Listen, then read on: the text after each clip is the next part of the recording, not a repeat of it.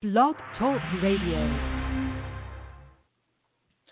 Hello and welcome to another episode of Lectures of Fallen Wisdom.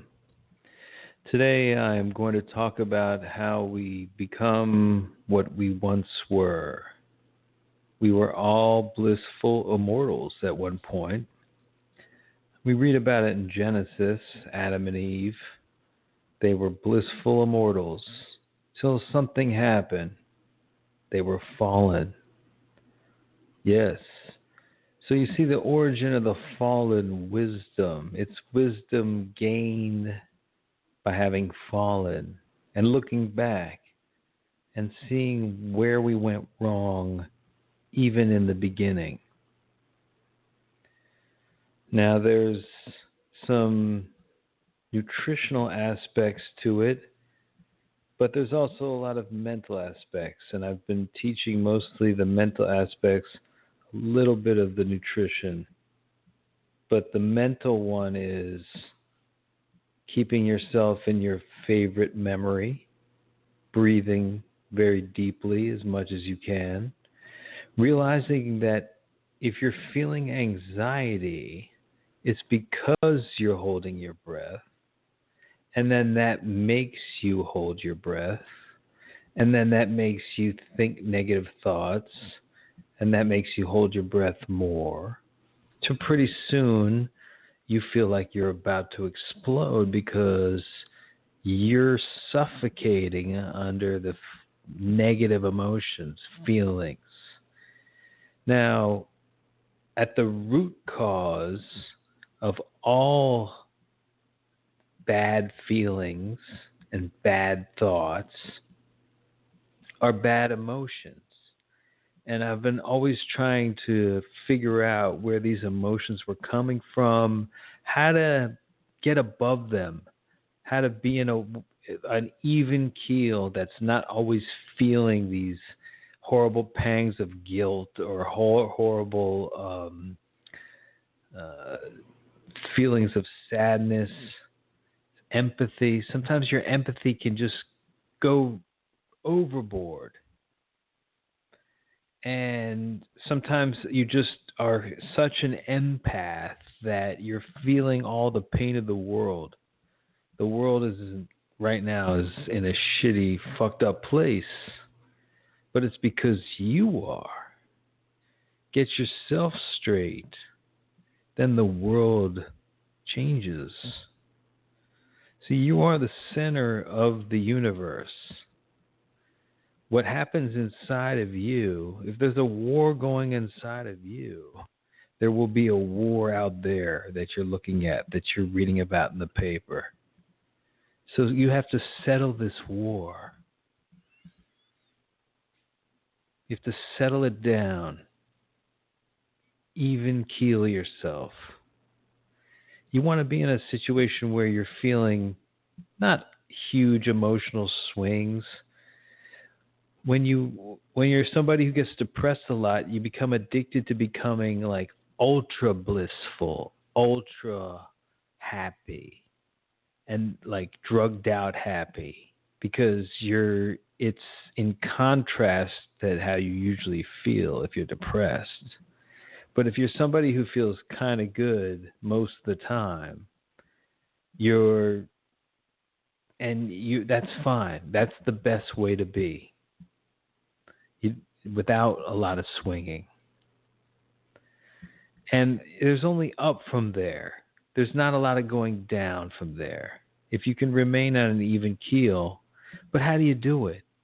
Yes, you can be very disciplined about only remembering your best moments. Don't let your mind drift off. Breathe in a lot of oxygen. All these things help.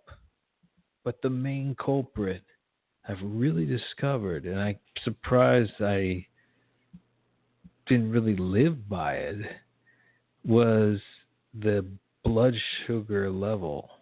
Yeah, it's like if your blood sugar is fluctuating a lot, mapped on your mood. So when you have a certain level of blood sugar, you're going to be feeling pretty good, maybe a little happy, maybe a little happier than usual. But then it starts to ebb down. That's where the cynicism starts to come in. That's where the self-doubt, the guilt, all the things that you thought, all the things that you thought you should have done, all the bad things you did, your bad memories, your failures, your regrets. It's almost always corresponds with low blood sugar. Now, a good thing to do is, like, if you start having those kind of thoughts, is just sleep them off. Don't let yourself have them. Don't take drugs to try to get rid of them. Just sleep, because they're also an indication of fatigue. But fatigue and low blood sugar have very similar properties. And sometimes low blood sugar is fatigue. Now, of course, what's the solution to people who have low blood sugar? Oh, I'm going to get a candy bar. Or I'm going to get one of these energy bars, these newfangled things that taste like candy and yet have zero sugar. You'll see it says 0 sugar. And you're like, wow, I can eat this candy bar now? And I don't think you can get away with it.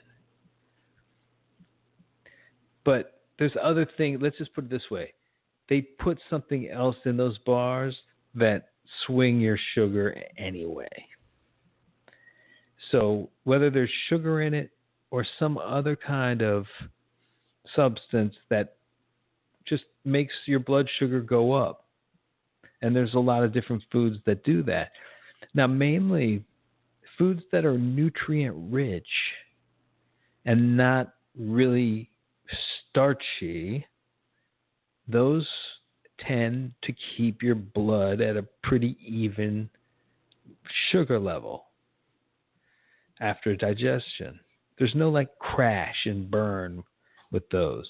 You eat like a bunch of ice cream, that's all you kind of eat on an empty stomach, you're going to crash kind of hard in a few hours. But before you do crash, I guarantee you're going to have some emotional moments. Maybe you might even cry a little. You might think back on some horrible, sad memory of yours and just dwell upon it. It's time to recognize that. It's low blood sugar. Now, you can completely free yourself of the vicissitudes of riding this emotional roller coaster up and down, taking all kinds of things to try to quell it. You know, people are taking painkillers by the handful just to avoid these mood swings that they have. And they're not even thinking about, oh, maybe when I ate that muffin in the morning, now every time at 2 o'clock, I want to commit suicide. And I don't know why. It's always low blood sugar. I'd say 99% of all suicides, low blood sugar. They were a candy bar away from not doing it. It's pretty fucked up. Of course, that candy bar would have sent them right back to the noose afterward. So there's probably many candy bars in between. But it's also eating. Eating has become a way to quell the mood swings that eating causes, which is pretty funny. So people when they get depressed, they eat. But really they're saying, when I get low blood sugar, I eat. Because depression is low blood sugar. Like, why didn't I didn't realize this. I was just like, why do I feel this way? I got to do something. Like, oh man, you start thinking about your life in a way that's like, you're just like so critical, but yet so hopeless. You know, it's just like everything's fucked. You can't do anything right. You're just going to die. Those kind of thoughts real cynical thoughts, resigning to bullshit, weak thoughts, weak thoughts, all low blood sugar. It's not your fault. It's not you. It's your failure to eat right. So, Master, my Trojan, what should I eat every day? You know, people are like, oh, come up with a diet plan. Let's come up with a recipe. You don't need any of that. You know what you can eat, what you can't. What's a good rule of thumb? If the food is going to digest you, or are you going to digest the food? That's right. Is the food going to digest you? Which is what empty food does. Anytime you eat potato chips, some rice, piece of bread, pizza, an empanada, in order for your body to process that object, it kind of has to borrow some vitamins from your own body, because the vitamins ain't there. It's vitaminless food stuff. And it's been very useful to feed the masses. Give them bread. Let them eat the bread. Because they can make tons of bread. But when they eat the bread, the man, and there's in the Bible it says man cannot live on bread alone. And everyone takes that to mean, oh, no, he must have spirit as well. No, he must have real food. Because bread ain't food. Bread is an eraser. Bread is a vitamin sponge. So if you want to sponge some vitamins from your body, from your muscles, from your bones, eat some bread. Eat some sugar. Eat anything that spikes that blood sugar. Ironically, it's like it goes hand in hand. The spiking of the blood sugar is a process that creates havoc in your body. It's not just the blood sugar. It sends all kinds of signals around. It forces your body to make decisions about where to store energy. And most of the time, it just gets stored into the fat of your body. And you just keep accumulating it. Now, it's very easy to just think about that. So you know that anything that has majority of bread is going to be majority non-nutritious and therefore deleterious to your health. So you can get away with like a wrap usually, because a wrap has very little of it.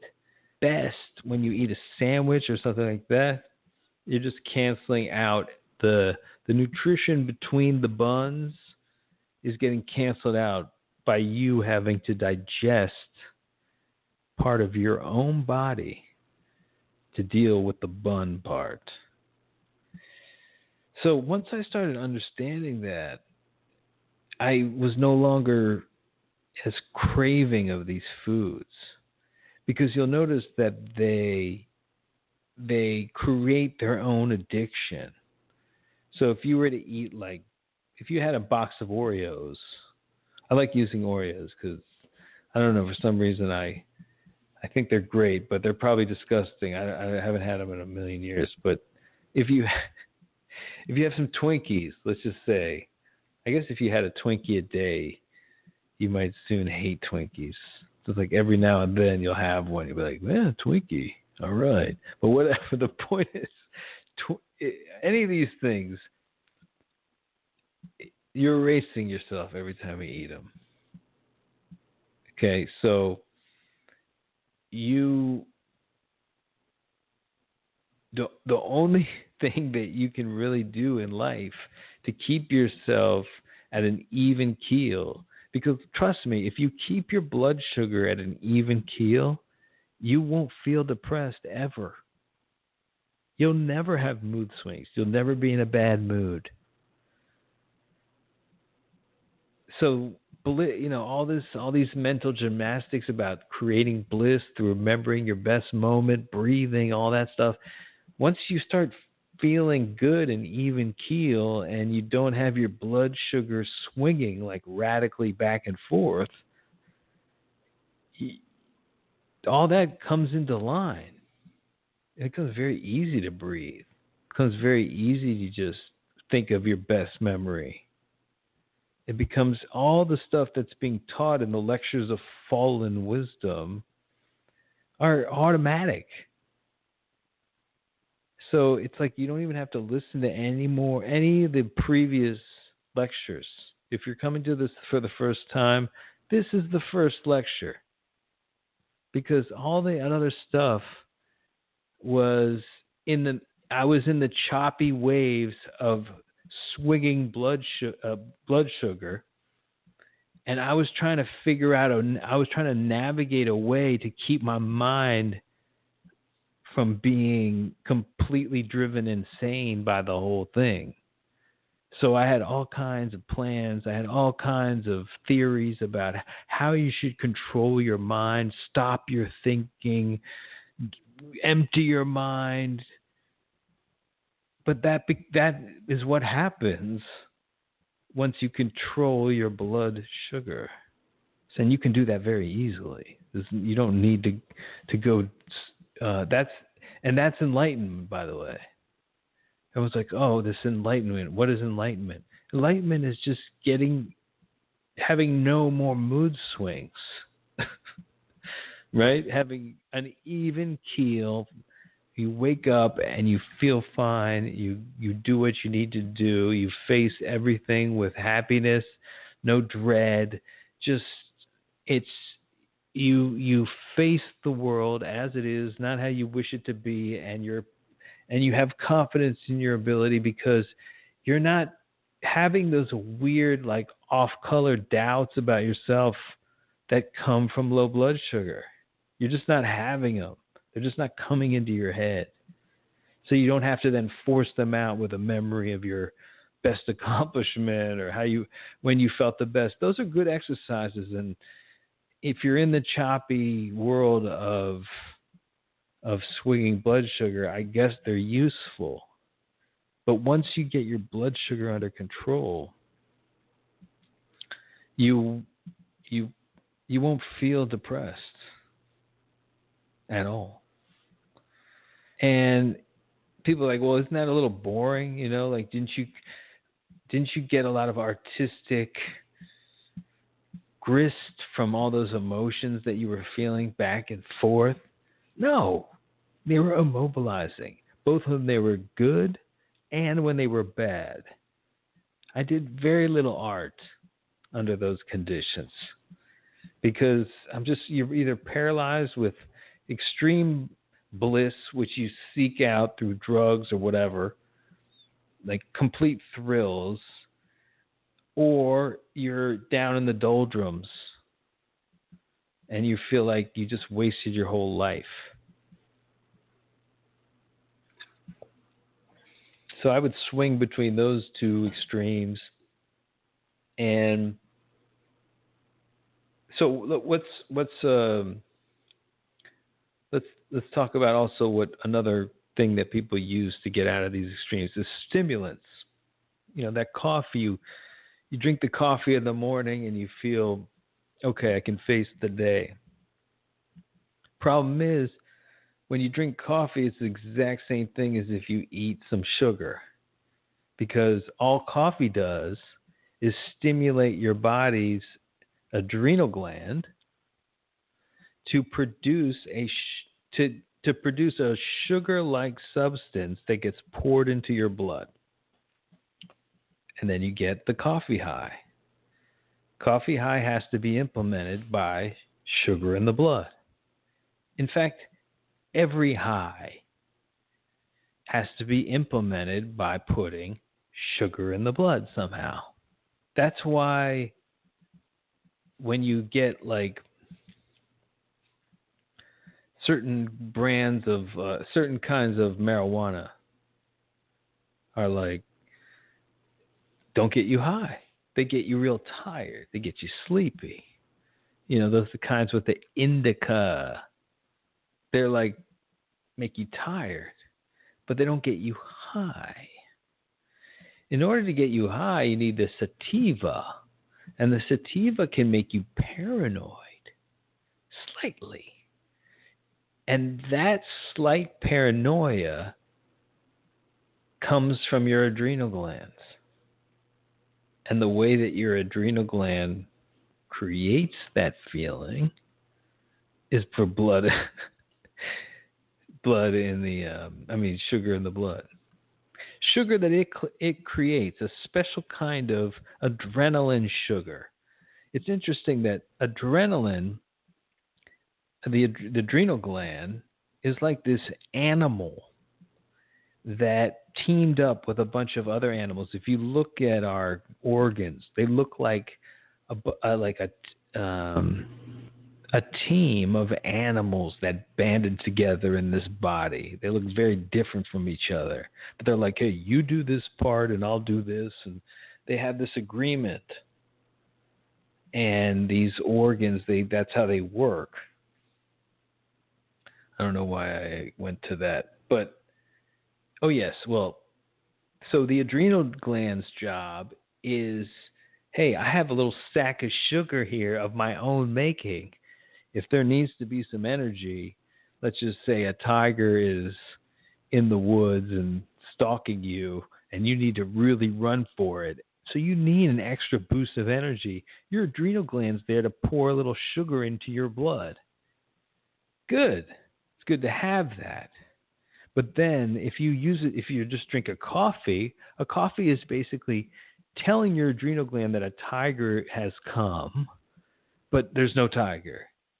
So you get the pep and the energetic step of what the adrenal gland would give you if a tiger was present to face your day at your cubicle. Well, if it's implemented through sugar in the blood, guess what? You're going to be in a pretty bad mood around like 1 o'clock. That's okay. You're eating lunch now. Shoving your face with more sugar in the blood. So then you get to about maybe 4, and you're really just waiting for the job to be over. I'm just assuming you're a 9 to 5er here, but this is just a typical day for people. And then that's when they really start to they either want to drink hard to forget how they feel, or they start to dwell on how they feel and they're not too happy. So it's either unhappy or drunk or whatever kind of drugs that get gotten into to deal with this roller coaster ride. You want to get off drugs? You'll never be able to get off drugs unless you get off the swings in your blood sugar, because you're gonna get depressed to the point where you're gonna need these drugs.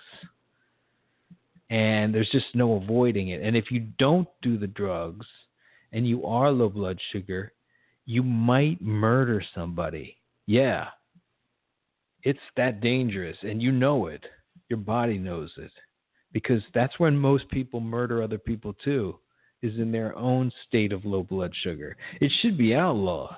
I mean, all these foods that create low blood sugar deficits, they should be sold on the street with fucking crack. Because they create a fucking crack fiend, of an emotional type of crack fiendery that people can't recognize. They're going to psychiatrists. They're going to all kinds of fucking people just to learn about this. Oh, it goes back to my parents. They didn't treat me. It's like, nah, man. Stop eating fucking donuts in the morning, motherfucker. Has a psychiatrist ever told Me that? Because if they did, I would put a medal on them because that's the fucking truth. That's the only thing that really matters. Like, what are you putting in your body? Is it swinging your fucking blood sugar? If it is, then you're going to be in a moody motherfucker and you're not going to know why. And you're going to constantly think of reasons. You're going to call yourself clinically depressed, all kinds of names, schizophrenia. And people eventually, after allowing themselves to be unhappy for an extended period of time, they do become insane. That is how insanity develops. Insanity is your brain just giving up because you've tortured it to death by forcing it to be non-blissful, by forcing it to be on a roller coaster constantly. So most people go senile after, 70 plus years on the blood sugar roller coaster ride. Not only that, but there's a lot of other ravages that sugar in general does to the body. Just put it this way, if you took a version of yourself and you gave him a diet of just Oreo cookies, and then you took a version of yourself and you gave them a diet of only nutritious food, and you went 5 years. In 5 years, you would look like your own son. Whoever ate those Oreos would be the father. And you guys could go around and people would be like, yeah, okay, so you'd look just like your dad. But you'd be the same age. So Oreos are an extreme example, but like there's a lot of food out there that's called food. It's not food. It's a eraser food. It erases you. It's weird how like a lot of these hugely fat people you see, like they're actually malnutritioned. Their bones are actually weak because they've leached their bones and trying to digest all the carbs and the empty calories that they've been shoving in their mouth. And when somebody has excess fat, it's because they keep creating a sugar deficit by their eating of something starchy that creates a ravenous hunger. The low blood sugar hunger sometimes it creates depression, sometimes it creates hunger. Once the hunger is satisfied, the depression often sets in. And eating is another way of trying to block that and do something about that, because people do refuse to be unhappy. They just they won't stand for it. So they'll do whatever it takes. They'll take drugs, they'll eat, they'll just overeat because they're unhappy. But it's like it doesn't have to be that way. So bottom line, just eat ultra nutritious food. If it has more bulk than vitamins, then it's probably not something that you should be partaking in. If it's, when something's empty, if it's just like something, you can tell when something's empty because if you eat a bunch of it, you'll be hungry like an hour later. Whereas if you eat stuff that's not empty, you won't be hungry like for a few hours. And that's just the best measure of it right there. So you'll just know right after you eat something, but it's like you'll start to understand what it is. It's mostly starchy stuff. French fries, chips,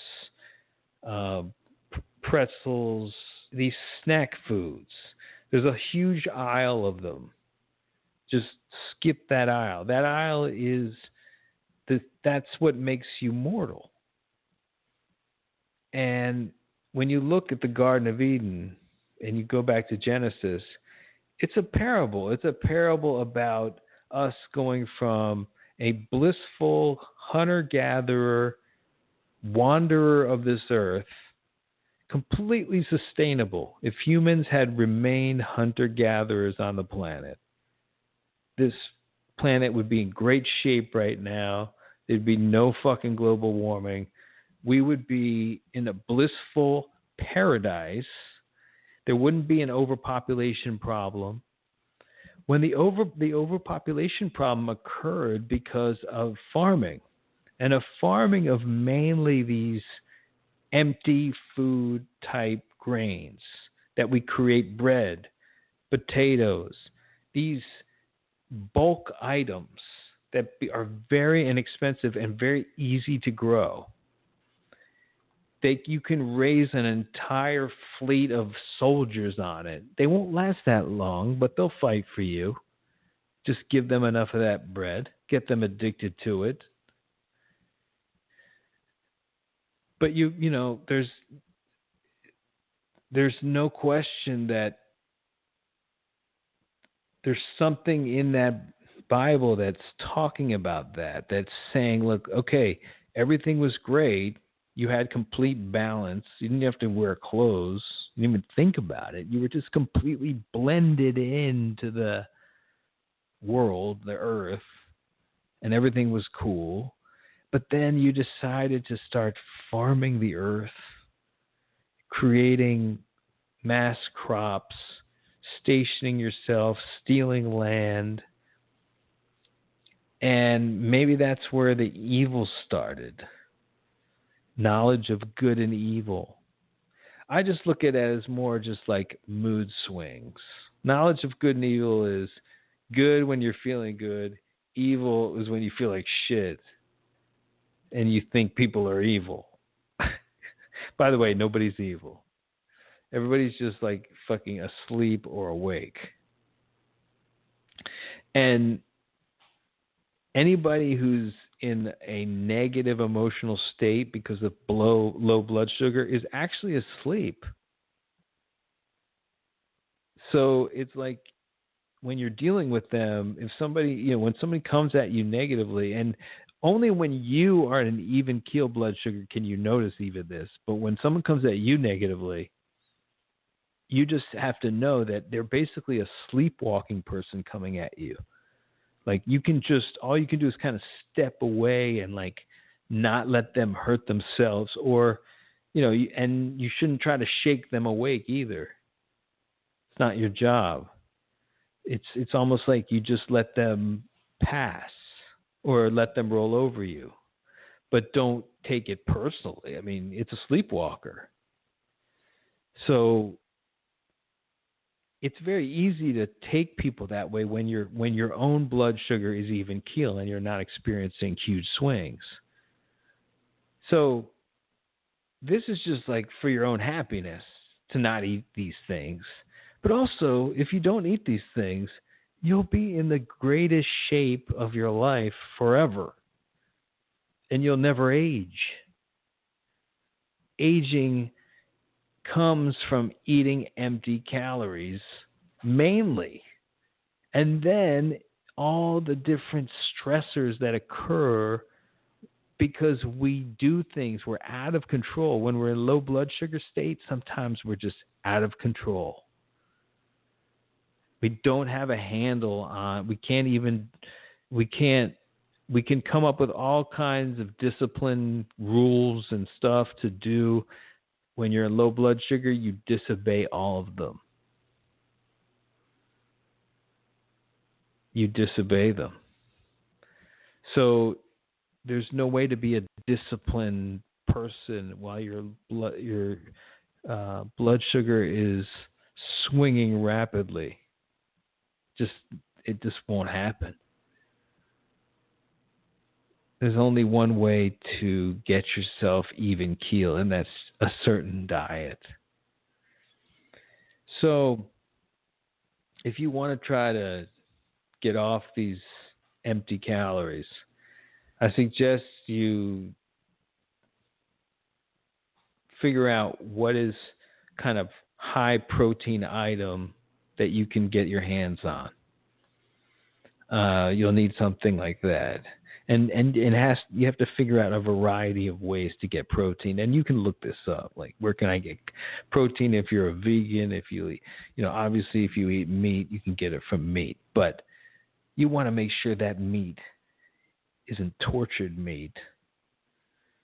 Because then not only there's elements of anxiety and adrenaline that pump into the meat. And then when your blood feels those things, it's like a transfusion, and you can get the anxiety of the animal. It's very Native American. Sometimes you just have to apologize and swear that you're going to fight to end whatever suffering they went through. Like, that's one way of absolving meat of the torture that brought it to your table. It's something to think about, because spiritually speaking, it's a very sacred act to take in the flesh of an animal. You're taking a life. So you should respect it. And Native Americans always did that. They always apologized to the animal. And whatever creator is there, whatever universe is there, and trust me, it's a woman who's watching down, sees that, and gives power to that person that does that, because it's like, that's respect. That's appreciation. That's not just I take, I want. That's you have to be attractive to the goddess for the goddess to put favor on you.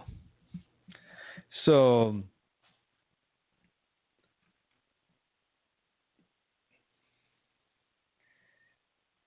you try to be good. And being good involves doing all these little things. For example, I don't even have to talk about being good anymore. It doesn't matter. You will be good. Get your blood sugar under control. You'll be good. You'll never get mad. You'll never fly off the handle. You'll be the rock that everybody needs.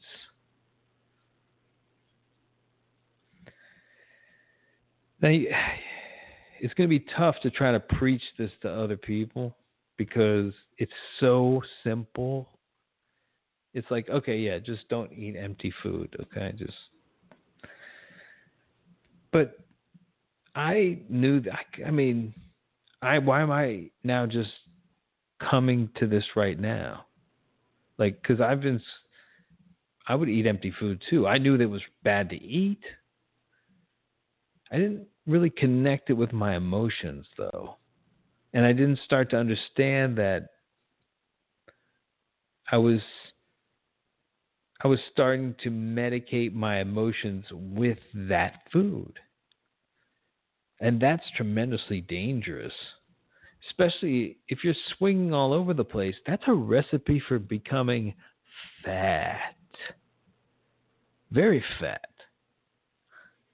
And I talked about it in an earlier show, like, you kind of notice when you're getting fat, but you try to talk yourself out of it.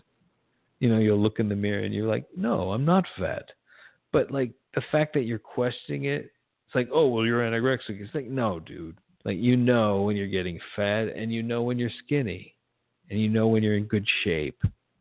And you can talk yourself out of it all day long, and you can kind of feel your stomach. You're like, it doesn't feel fat, but you don't notice it. Before you know it, you are fat. Because your body grows three-dimensionally. So in the mirror, it might look like, oh, my waist is still this wide. You don't know how much you've grown the other way. So before you know it, you're a slim guy who's like wide the other way, because you've just been looking at that as a measure. And it's weird because your clothes, they'll just kind of stretch with you. So that's not really an indication. It's like, my clothes still fit. It's like, well, you've slowly stretched them. So remember, you can get fat, okay? I mean, you can get fat before you even know it. And it's impossible to stay in decent shape while you're allowing your blood sugar to swing back and forth. And anytime you're going to eat like a stack of pancakes or a bunch of pizza, a bowl of fucking oatmeal, sorry to say, guys, even that is like, you're just asking for it. You're asking for another round of it. You're asking for an encore. Maybe you want to go out and get another stack of pancakes. I've done that. I was a total junkie when it came to that stuff. And I was just like, fuck it, who cares? What's the big deal? But then, hey, man, start getting really fat. And ugly. Ugly to the goddess. The goddess is who we're trying to please, right? She's that hot chick that you've always wanted. She's looking at you. What are you showing her? You know, you want to improve like that?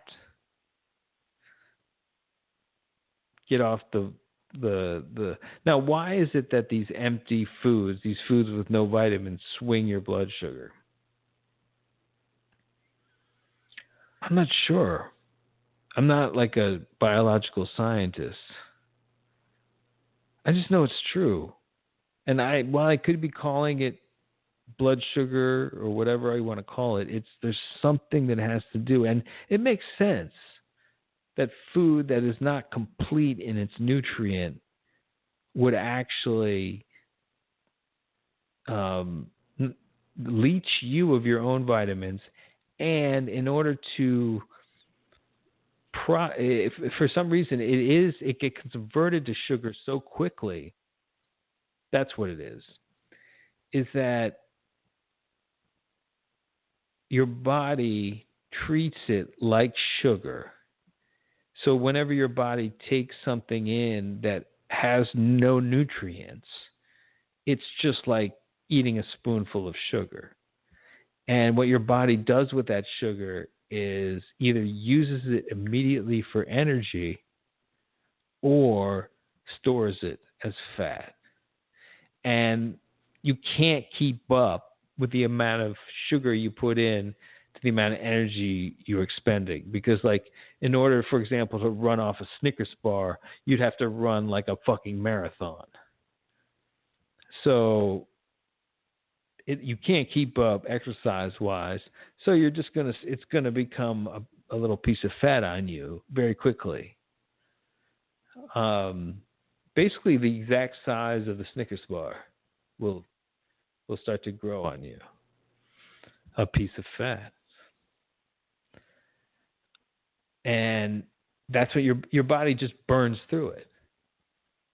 And once that body burns through it, it's very quick to feel hunger again. When it has nutrients to deal with, it sends those nutrients down into the intestines, and the intestines absorbs the nutrients. Nothing really gets sent down into the intestines with these sugar items, these starchy items.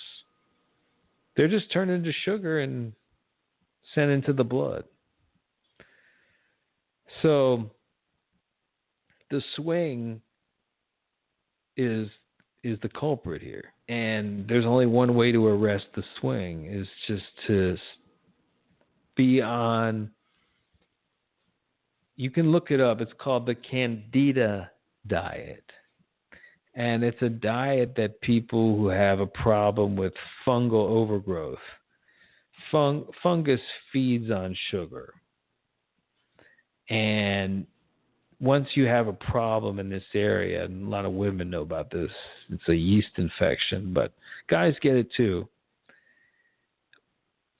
they get so fucked up with this thing that they have to go on this really strict diet where they don't eat anything that feeds the yeast inside of them.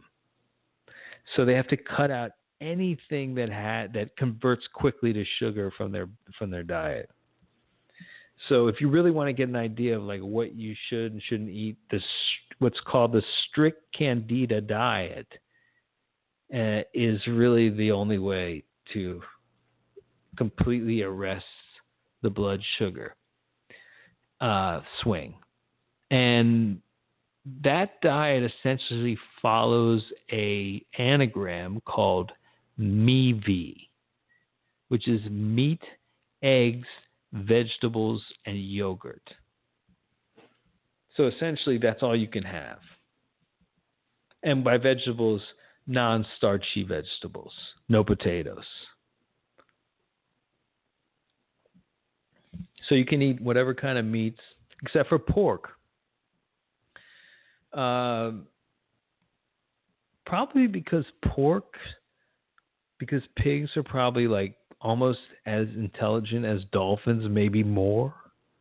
And there's some kind of cosmic sin in eating that. Because that's the only thing I can think of. But there's a lot of religions that are against pork for their own reasons. But a lot of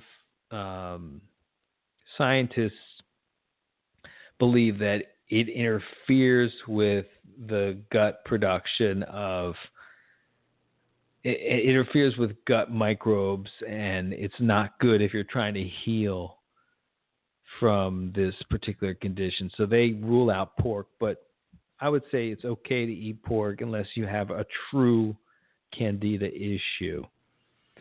But the Candida diet is just good even if you don't have the issue, because it will make sure that your blood sugar never swings. Because the swinging blood sugar is actually what feeds this Candida. It's called Candida albicans. And you can look that up too. It's a condition, like a lot of people suffer from it, but they go on this special diet and it eradicates it. And now people are like, well, should I never eat any sweets, sugar? Can I have a cookie now and then?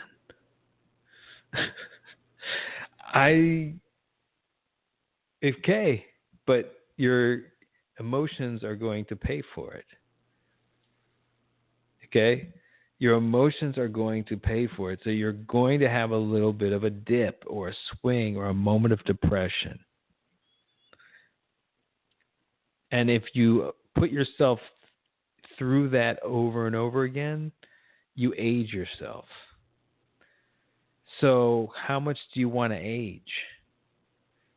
People are like, well, I'll just dessert after I eat. Is that cool? It's like every night? You're going to wake up next morning famished, low blood sugar, thinking about all the problems, thinking about what you didn't get done yesterday, thinking about why you're a failure. You wake up, you put on the shower, you drink your coffee, and suddenly you feel, okay, all right. And then, you go back on the cycle, you eat your muffin, you feel a little dip, then you just become a junkie for the sugar. And if you're eating it every day at a certain time, like as a reward for eating your good food, well, guess what? That reward cuts the nutrition value of the food you just ate down to about a quarter, because all the nutrients you took in, the thing you eat after, that dessert, stole a bunch. Stole a lot. The majority, actually. And there's no guarantee that those nutrients come right back. It's not like a great even trade. Adding nutrients to your body is much harder than taking them away. And taking them away is much worse to your body than putting new nutrients in. It's like, I can be constructing a building on one side and knocking it down on the other. Like, it's just, It's not good. Okay, so yes, I would say once you realize, like I did, that these things, it's like, do you want to be happy or you want a fucking cookie? Because those are your choices. Like, you really can't have both. I know it sounds extremist. It's like, of course I can. I can have a cookie now and then. I'm still fine. Okay. But if you notice any kind of negative emotions or anything like that, and you're not even keel, and you're a little angry, or you fly off the handle, or anything that you can't control, that you're not like, if you're not in a state of bliss, then time to cut out the cookie. Time to cut out whatever it is that's swinging that blood. So anyway, that's the deal, and then everything follows: the breathing, the calm. You can put on the good memories, but you don't really have to. Your mind is kind of empty, ready for whatever. A sponge, learning, in the moment. You want to be present. These mood swings that come from sugar, excess sugar or excess empty calories, these mood swings you're wasting your life in them. You're just eternally distracted by them. You're eternally trying to assign any kind of meaning to them.